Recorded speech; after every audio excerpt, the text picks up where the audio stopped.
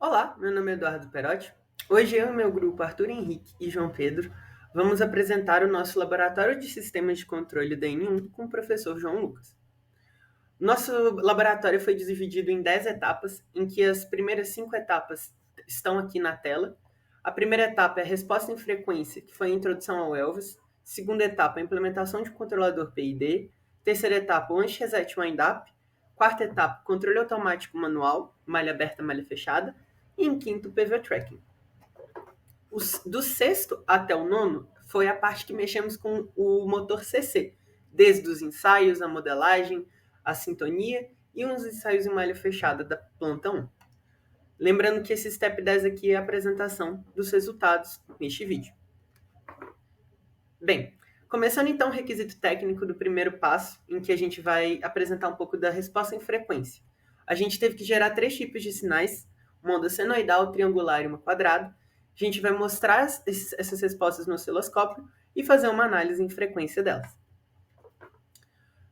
A primeira coisa que foi necessário da gente fazer foi a gente conectar o Elvis e gerar essas ondas segundo o LabVIEW aqui, em que nós setamos 100 Hz de frequência com uma amplitude de 10 VPP, um offset de 0,70 e uma frequência de início de start de 100 Hz indo até 1 kHz, com um passo de 100 Hz também.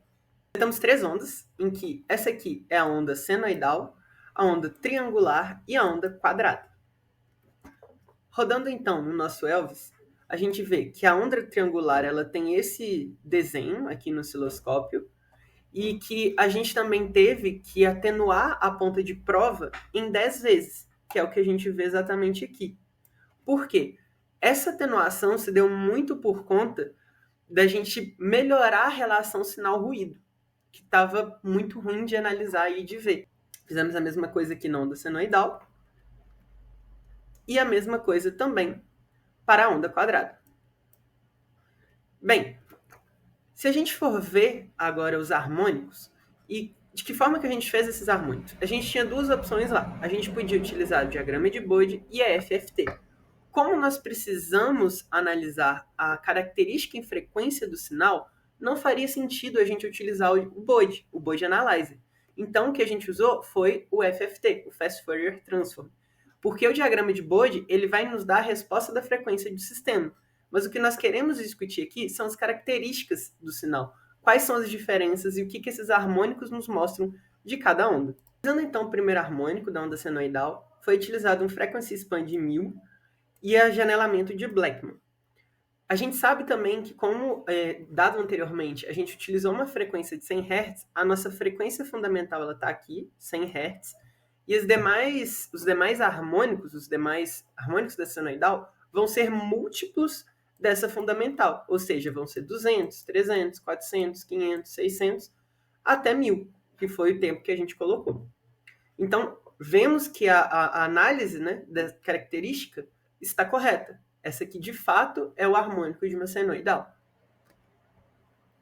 Já para o harmônico da onda triangular, a gente também tem uma frequência fundamental de 100 Hz, porém, diferentemente da onda senoidal, a onda triangular ela vai ser dada para valores ímpares. Então, a gente tem os harmônicos em 300, 500, 700 e 900.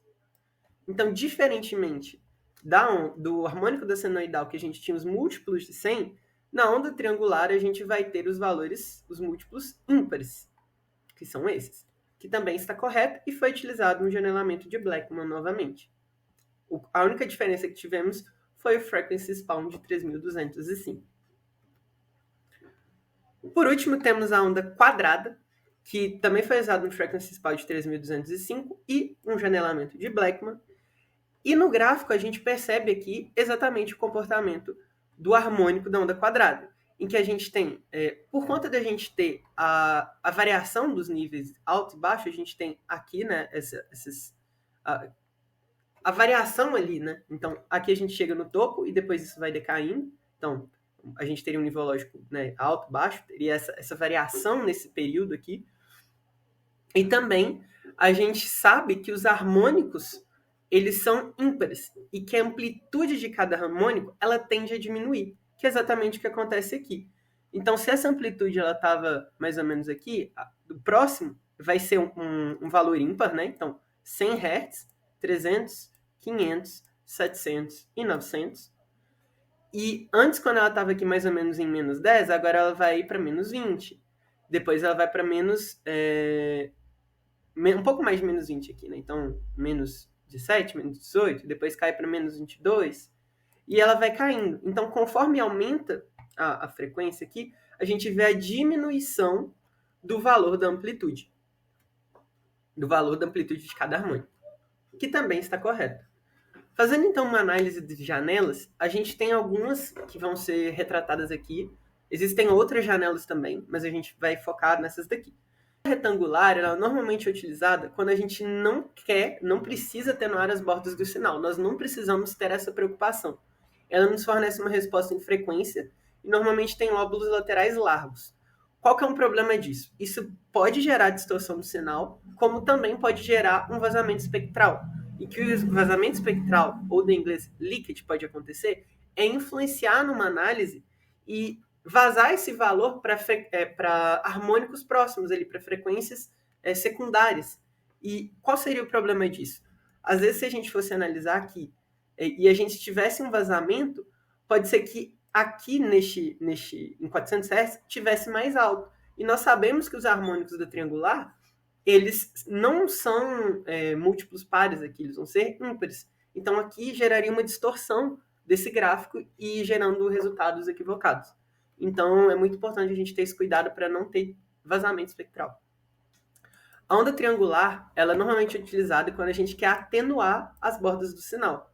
E ela tem lóbulos laterais mais suaves que a onda retangular. Já a janela de Hamming, ela serve para atenuações suaves das bordas com redução do vazamento espectral.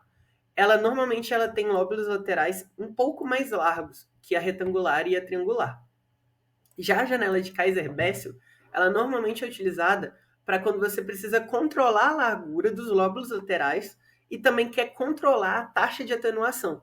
O quanto você quer atenuar, quanto você quer diminuir as bordas laterais. Normalmente a vantagem dela é ter um desempenho personalizável comparado com as demais.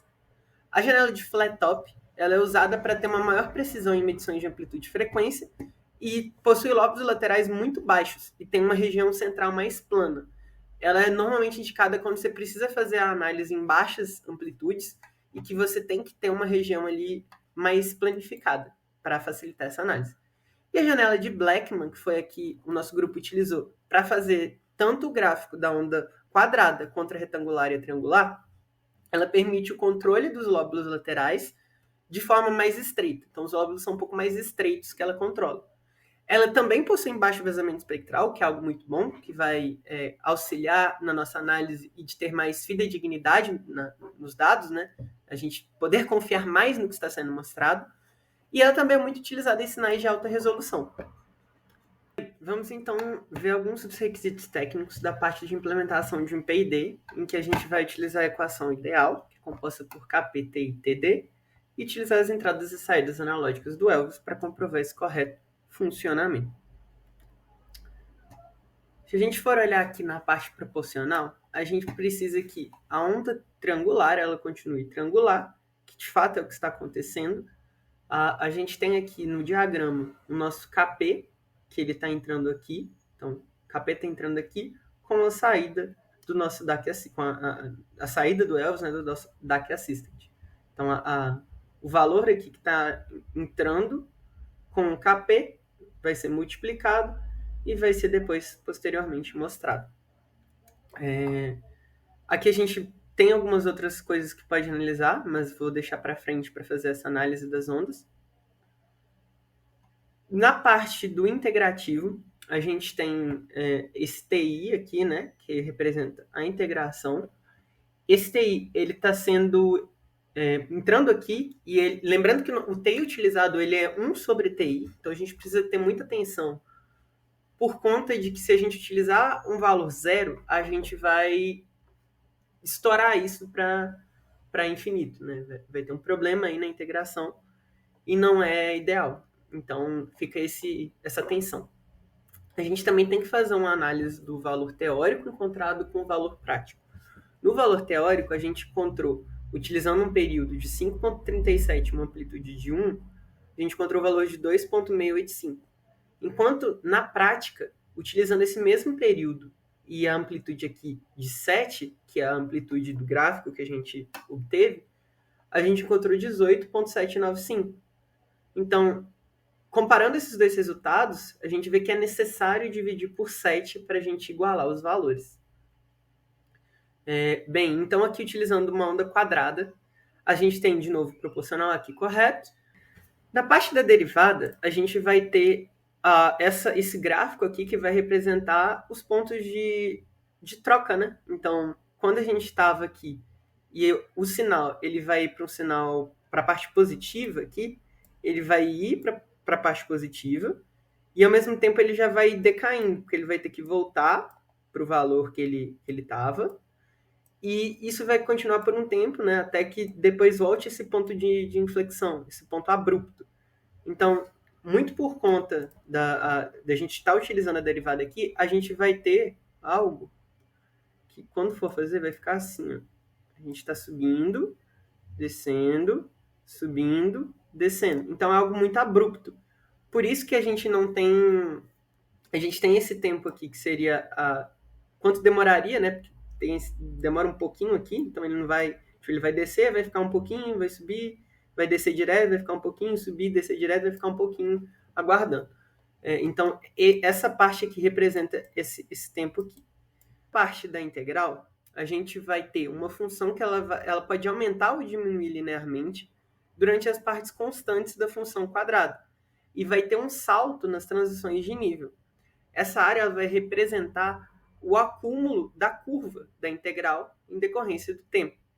Então, aqui quando a gente vai analisar, a gente tem aqui, então aqui teria uma parte negativa, é como se estivesse aqui embaixo, e ao invés de ter esse salto aqui, que nem a derivativa teve, ele vai aos poucos, ele vai subindo, então aqui aos pouquinhos ele vai subindo aqui, e quando ele chega no valor, no topo, aqui, ele vai decaindo de novo, porque chegou uma parte positiva e aí depois ele vai voltar para a parte negativa, ele vai decair.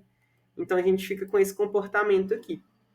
Enquanto a integral ela tem essa linearidade, né, nessa transição aqui, a transição continua sendo muito abrupta, mas ela tem essa linearidade dessa forma. A derivativa ela tem essa estabilidade, essa constante aqui.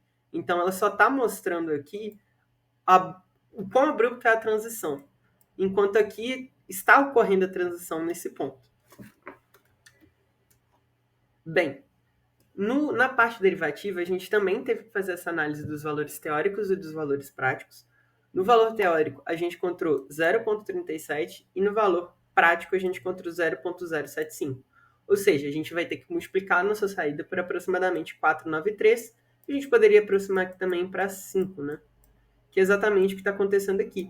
A gente está usando um multiplicador, né, que vai fazer isso.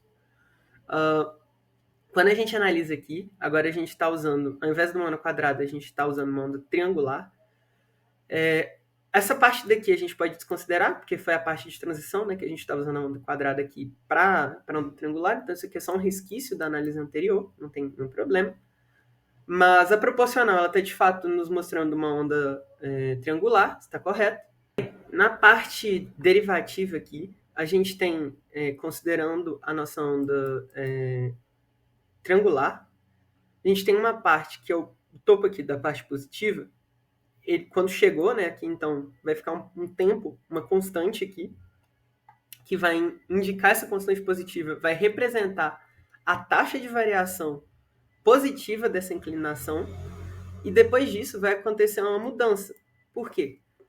Quando aqui a gente começa a descer, a gente também vai acabar descendo na derivativa até um ponto de inflexão, que é exatamente no zero, e depois desse ponto de inflexão, vai continuar descendo também. Porque se a gente for ver o sinal aqui era um sinal positivo e ele está indo para um valor negativo. então ele vai continuar descendo o ponto de inflexão até chegar no valor, né, que aqui é de aproximadamente menos 0,4 de amplitude, vai se estabilizar agora num valor negativo e vai começar a subir. Então, de novo, ele vai passar pelo ponto de inflexão zero e agora vai começar a subir um valor positivo e vai ficar nesse sobe e desce em comparação com os valores da onda triangular. Então, à medida que a função triangular ela desce, a derivada vai se tornar uma constante negativa. Enquanto a função triangular sobe, a derivada vai ser uma constante positiva. Integrativa, ela vai ser o acúmulo, né, dessas curvas, dessas variações. Então, quando temos então um valor aqui que está baixo e ele está parte negativa tendo para positiva, a gente vai ter uma parábola que vai vir aqui até um ponto positivo. Aqui a gente vai ter o ponto de inflexão, porque ele chegou até o seu topo, e aí a partir daqui ele vai começar a decair. Então ele vai decair de novo para um valor negativo, né? E esse valor aqui, no caso, essa parábola aqui, ela está representando a ida de algo negativo para o positivo. Então é uma parábola assim. Porém, se a gente fosse pegar a parte positiva para negativa toda aqui, que a gente só pegou essa parte aqui, a gente não pegou essa parte de transição, a gente ia ter algo muito parecido assim. Que aqui a gente ia ter o valor ali embaixo negativo e vai ter uma depressão aqui, né? Enquanto aqui a gente teria um pico. Então, um pico e um vale. Seria o comportamento da integral dessa análise. E se a gente for olhar aqui também, né, a parte integrativa aqui, ela é 1 sobre TI, né, então está correto. A parte derivativa está aqui, e aqui a gente tem cada gráfico representado ali. A gente também tem esse gráfico que está mostrando o nosso sinal de entrada com o sinal de saída, em que o gráfico vermelho é o sinal que está entrando, e a parte branca é o sinal de saída. A gente tem esse gráfico em que todos esses primeiros gráficos aqui estão mostrando a resposta do nosso PID. Então, esses gráficos de cima mostram a resposta do nosso controlador PID. E aqui de baixo a gente vê as ondas separadas que vão juntar aqui e vão formar esse sinal de saída. Então aqui, a parte derivativa vai nos gerar essa onda que tem um pico, vai logo cair, então é algo abrupto, vai manter um pouco constante aqui por conta da onda quadrada, vai cair, vai manter constante, vai subir, vai manter constante, vai cair. Que é exatamente essa que está somado aqui junto na saída do nosso PID. A parte integrativa do nosso PID, aqui ela está vendo só o sinal da onda quadrada, que vai ser basicamente uma onda triangular. Então a gente tem também isso aqui somado à nossa onda triangular. Já na parte da onda senoidal que a gente está mandando, a gente vai ter essa resposta, em que a nossa onda ela pode estar ali com uma amplitude um pouco maior ou menor em decorrência da nossa entrada. Então, a nossa entrada estava ali com mais ou menos indo de menos 0,5 a 0,5, agora a gente está indo de 0,75 até menos 0,75, que é a resposta do PID. Na parte derivativa, como é uma função seno, a derivada da seno vai ser cosseno, e a integral vai ser também uma cosseno, só que com mudanças da fase. Então, a integral, a parte integrativa, está mudando a fase da nossa cossenoidal, que a gente vê exatamente aqui em branco, que ela não se manteve constante aqui que nem a derivada, então ela está decaindo, ela está diminuindo aqui.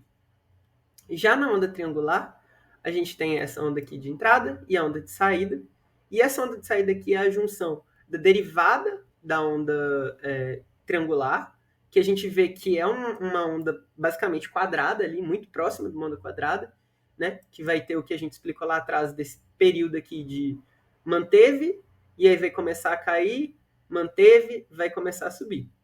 Já a parte da integral nos mostra o quê? Que a integral dessa onda triangular está nos gerando essas mini parábolas aqui, né? Então, a gente tem essas parábolas que horas são positivas e horas são negativas, ou seja, a gente tem picos e vales. E isso aqui, somado com a derivativa e a proporcional, que é a própria onda, vai nos gerar esse comportamento. Então aqui a gente tem a parte positiva, a parte negativa, a parte positiva, a parte negativa.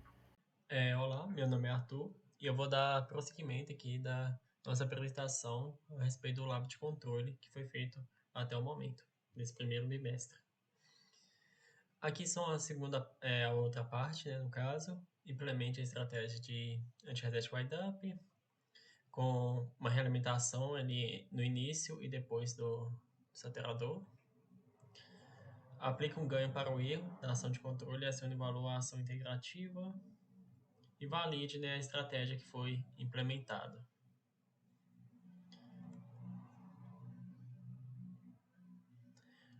Aqui foi o que a gente obteve em dados gráficos ao fazer a estratégia que foi dita anteriormente, do anti-reset wind-up. Mas primeiro eu vou explicar um pouquinho do que é esse wind-up que está escrito ali, que causa problemas na nossa planta. Na nossa planta a gente tem diversos atuadores, né, que vão fazer ali o processo de controle. Eles vão fazer o que eles estão responsáveis por realizar, né? Ali numa indústria você tem várias máquinas que estão responsáveis por fazer diversas coisas e esses atuadores que são essas máquinas, esses controladores, eles vão possuir limites. Eles vão possuir limites máximos e limites mínimos. Aqui o que acontece? Quando a variável de processo ela está pedindo certos valores que já ultrapassou esse limite desse atuador, ocorre uma saturação. E essa saturação, ela é algo que a gente não quer para a nossa malha. A gente quer que nossa malha atue numa região linear. Por quê? Porque a saturação, ela vai meio que quebrar ali o nosso controle, o nosso projeto. Quando ultrapassa esse limite, né? Seja ele máximo, seja ele mínimo. Aí um exemplo seria, por exemplo, válvula de água, de torneira, válvula de torneira. Quando ela já está aberta ali no máximo que pode se abrir, já está com a vazão máxima de água, e a variável de processo quer que saia mais água. Só que não tem como, ela já atingiu o limite máximo. Ou de um motor, que ele o limite dele de girar é tanto, e a válvula a válvula não, né? Desculpa. A variável de processo quer que ele gire ainda mais rápido, só que não tem como. Ele atingiu o limite máximo desse atuador. Bom, aí precisa, né, de fazer um controle. Aí isso ocorre na ação integrativa. Aí precisa de fazer um controle nessa ação integrativa. Por quê? Porque é para tratar, né, no caso, essa questão de limite do atuador. Basicamente, o que acontece é que essa ação integrativa vai integrando o erro e ele vai atingindo valores extremamente altos. Ele vai crescendo, crescendo, crescendo. Ele vai meio que carregando, né? E aí ele ultrapassa o limite e ocorre a saturação. O que a gente quer que aconteça é que a ação integrativa, o controlador dessa ação integrativa, ele descarregue esse erro e ele diminua e volte a atuar na região linear, onde ela está estável e está tudo bonitinho. Bom, o erro vai ter ali um valor durante um certo período de tempo, e aí esse anti-reset ele manda um valor oposto ao erro para que assim ele descarregue e não atinja a saturação.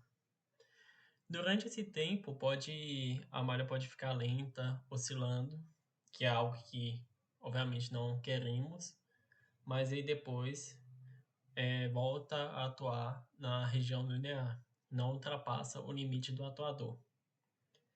Como a gente pode ver aqui, o KW vai ser o nosso atuador, né? O controle integrativo. É o K de constante e o AW de anti-YW, anti-reset YW. Vendo no diagrama, a gente pode perceber que aqui nessa região é onde ocorre a questão do limitador. Esse 10, esse menos 10 é o nosso limitador é o nosso limite do atuador. E aqui E esse vai ser o máximo que o nosso controle vai atuar, de 10 a menos 10. Depois a gente percebeu lá que aquela situação de alguns elves estarem queimando e tal, que o melhor se fazer seria aqui um 7 ou menos 7. Bom, foi colocado aqui gráficos de antes e depois, que estão sendo mostrados anteriormente, eu vou voltar. E aqui o nosso KW, que está fazendo a multiplicação com a nossa... Primeiro vem o antes, né? O que antes de entrar na planta. E o depois. Faz essa subtração e entra aqui no KW, que vem com a soma da nossa entrada, né? E aí sim entra na ação integrativa.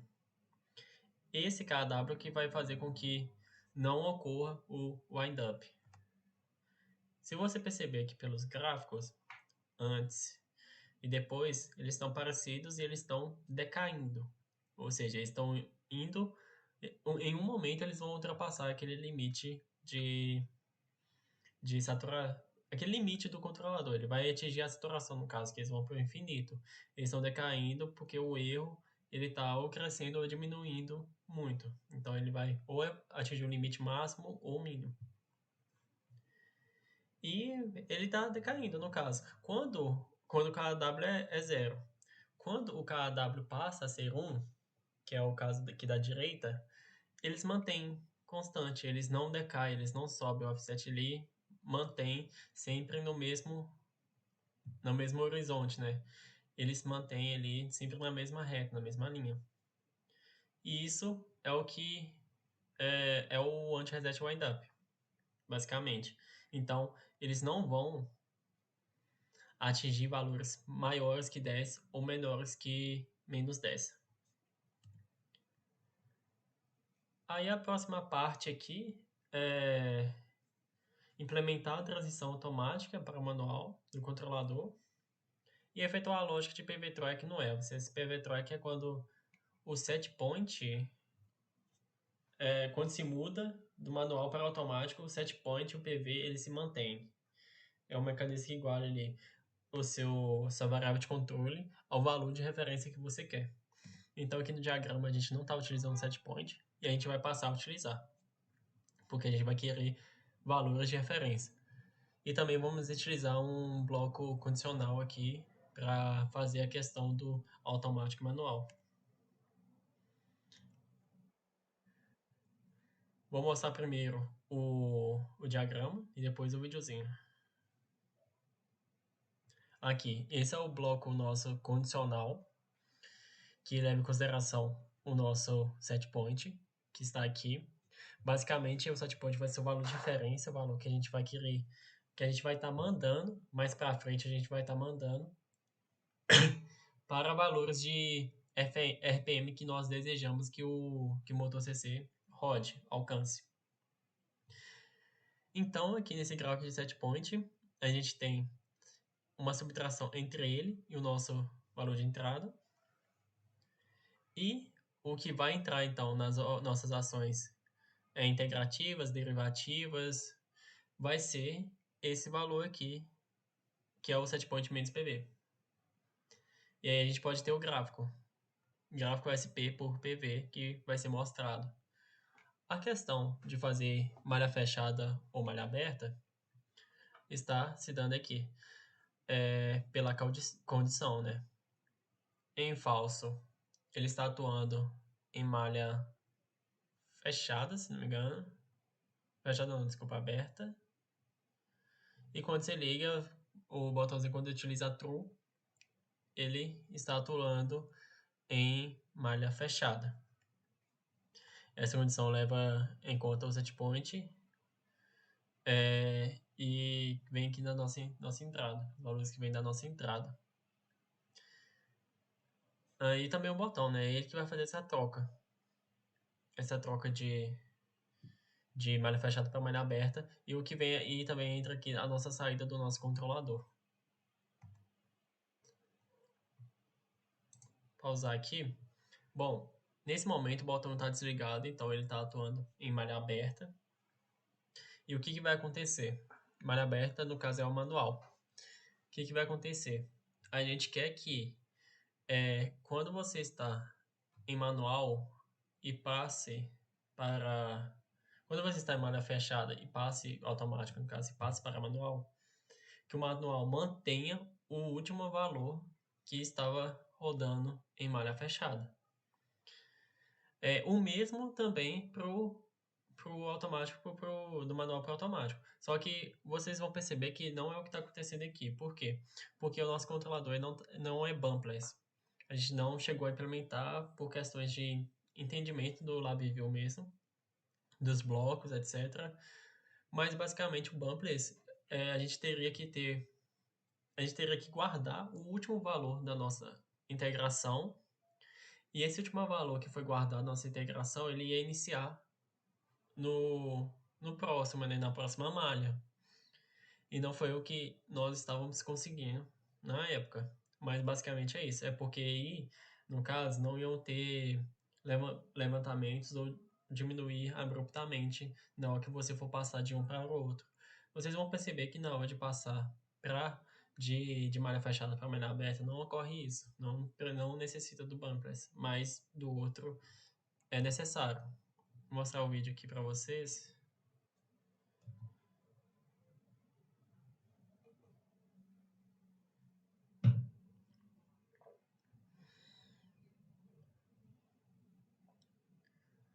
Aqui, ó, ele passou para malha fechada, né, para automático.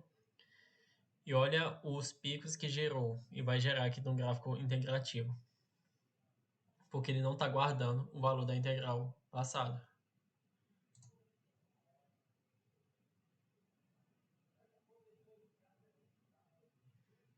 E a gente tem nosso valor de CO aqui e o nosso set point. O set point vai acompanhando a PV, que no caso é o nosso PV tracking, que vai acontecer ali.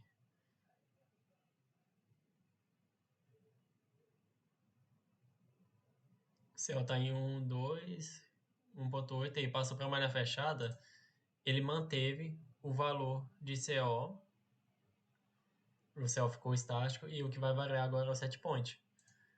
Mas percebe-se que ele continua da onde parou. No gráfico de integrativo aqui, ele parou aqui, ele continuou daqui para frente. Ele não subiu nem desceu mais. Os outros gráficos também. Aí quando acontece a questão do passar para o automático, que não está guardando o valor, que não está bumpless, ele acaba tendo esses picos.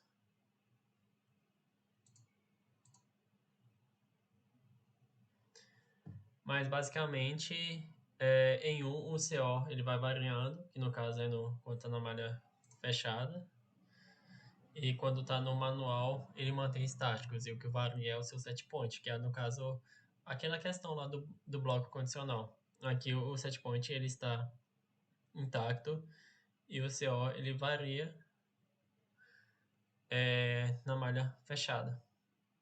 Ele vai alternando os seus valores. Mas mais para frente, na próxima apresentação, que vai ser o João que vai coordenar, a gente vai ver que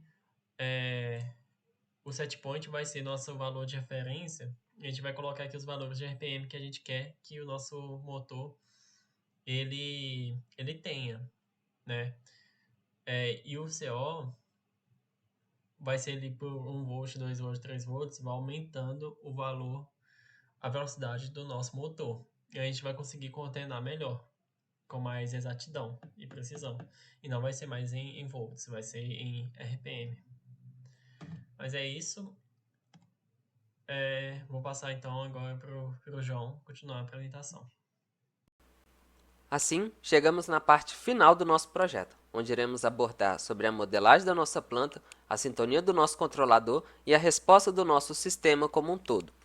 Para isso, precisamos atender a alguns requisitos, sendo o primeiro deles a calibração do nosso sistema, tendo em vista que até o momento trabalhamos com uma dada determinada tensão de entrada, víamos uma tensão de saída nos nossos gráficos. Como nós estamos trabalhando com um motor, não é interessante vermos uma tensão na saída, e sim a velocidade que o nosso motor está girando. Então nós precisamos, a partir da coleta dos dados, com a ajuda do tacômetro, fazer essa relação, dada uma determinada tensão de entrada, qual é o valor de rotação que nós devemos ver na saída. Então aqui fizemos a coleta dos dados durante as aulas experimentais e com a ajuda do Excel nós traçamos a equação, então aqui é uma equação de primeiro grau, que faz essa relação entre uma tensão de entrada e uma velocidade na saída. Dessa forma, podemos utilizar da nossa equação para chegarmos no nosso diagrama final. Então aqui, feitas determinadas mudanças de acordo com a nossa equação de primeiro grau anterior, o nosso circuito agora está funcionando tendo em vista a rotação do nosso motor e não mais uma tensão na saída, o que é bem mais interessante para os testes futuros, que nós veremos nos próximos slides, e também para entendermos melhor o funcionamento do nosso sistema. Após feita essa mudança, nós aplicaremos um degrau no nosso sistema e veremos qual é o seu comportamento na saída. Isso é interessante porque nós utilizaremos dessa resposta justamente para fazer a modelagem da nossa planta, que no nosso caso será uma modelagem do tipo caixa preta, já que nós não temos as informações de como a nossa planta foi modelada, né? Então nós utilizaremos aqui de recursos computacionais para fazer essa parte para nós. Então fizemos aqui a coleta dos dados de 2 a 4 volts e também fizemos de 5 a 7 volts. Então nós utilizaremos dessa resposta do nosso sistema, dado um determinado degrau de entrada, para fazermos a sua modelagem. Após feito toda a tratativa dos dados, nós chegamos, com auxílio do MATLAB, à nossa equação final que modela a nossa planta, né? Ou seja, o nosso motor CC. Ela é composta de um polo e um zero. Nós podemos ver a sua equação aqui na nossa imagem. Podemos ver também, né, que a estimação dela é bastante interessante, chegando próximo aos 98,02%.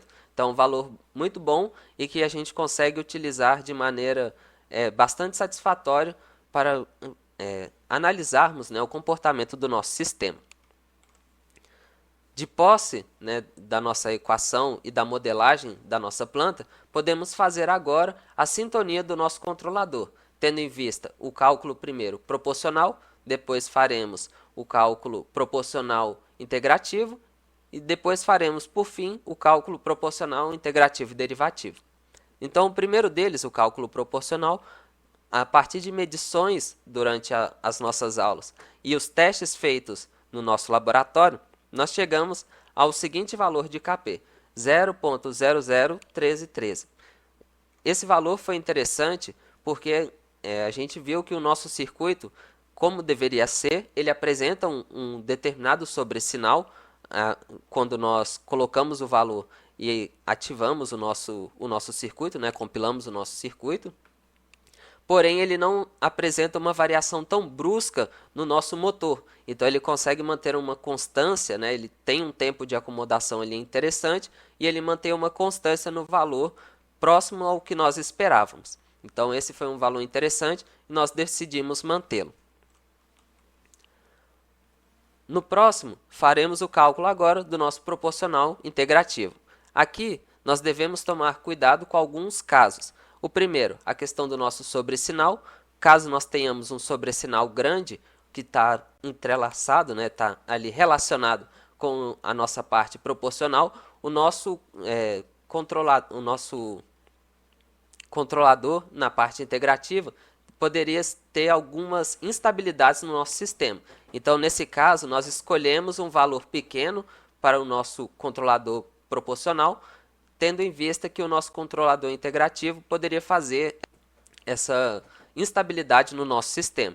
Então, nós chegamos à seguinte curva, né, a seguinte resposta do nosso sistema e os seguintes valores de Kp e de nosso TI também. Então, analisando o gráfico, nós conseguimos ver a resposta do nosso sistema, conseguimos ver que nós temos um pequeno sobressinal aqui, o que era esperado, já que nós, analisando aqui novamente o nosso gráfico, conseguimos ver que o nosso sistema ele tem um tempo de acomodação ali próximo de 2 segundos, né? E com um sobressinal bem pequeno, e isso reflete aqui no nosso gráfico.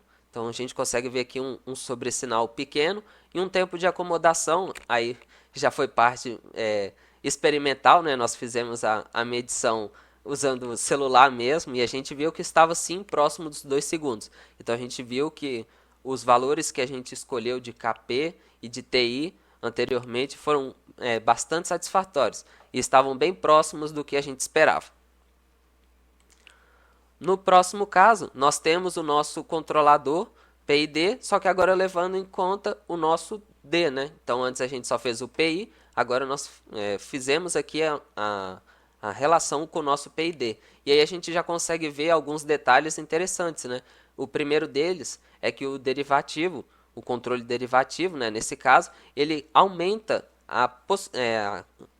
aos ruídos, né, as frequências mais altas. Então a gente consegue ver a presença de ruídos já no nosso sistema com um valor do nosso TI de 0,5 nesse caso, né? Então se a gente analisar o nosso gráfico aqui de cima, a gente consegue já ver alguns ruídos no nosso sistema. Conseguimos ver também um menor sobressinal, o que já era esperado, né? O nosso controle derivativo, ele vai diminuir o nosso sobressinal, né? E também vai estabilizar o nosso sistema.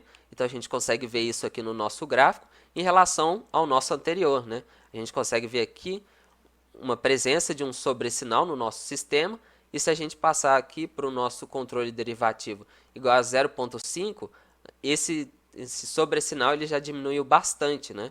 Fora que a gente já consegue perceber alguns ruídos advindos no nosso sistema.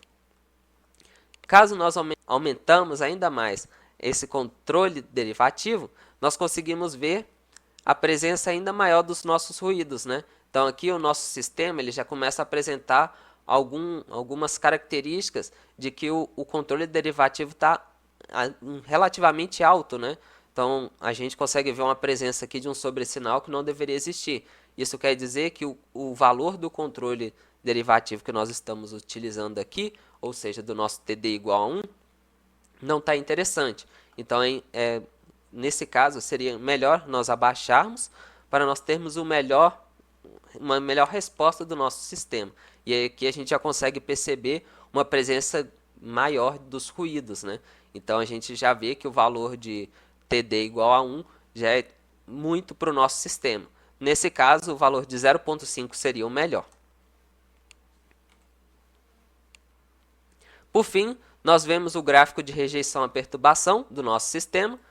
A gente consegue ver aqui pelo nosso gráfico que o nosso sistema está apresentando uma rejeição à perturbação bastante interessante, tendo em vista que nós fizemos a alteração do nosso valor, do nosso ruído, né? Nós colocamos ali um ruído 3 vezes, então a gente foi mudando aqui a nossa perturbação, né? A tensão ali a mais que a gente ia colocando. Então aqui a gente consegue perceber que, dado uma tensão de perturbação de 3 volts, o nosso sistema se comportou bem, tendo em vista que ele teve sim alguns picos, o que é comum e a gente já esperava por esses casos, porém, a partir do momento que ele deu o pico, ele foi se acomodando e voltou ao valor, né, ali de rotação que a gente esperava. Então a gente consegue ver que o nosso sistema está com uma rejeição à perturbação interessante e que está dentro do que nós planejamos, né? Então ali dentro do que nós modelamos no nosso sistema, ele está atendendo bem às nossas necessidades. Por fim, chegamos ao final da nossa apresentação. Espero que tenha gostado, João. Foi muito interessante, muito legal fazer essa parte do nosso controle. Assim, eu fiquei maravilhado e vi o quão legal o controle é, sabe? A parte prática é incrível e eu estou muito animado para a gente ver os próximos passos aí dos nossos projetos, né? Então, espero que você tenha gostado. Nos vemos na próxima aula e até mais.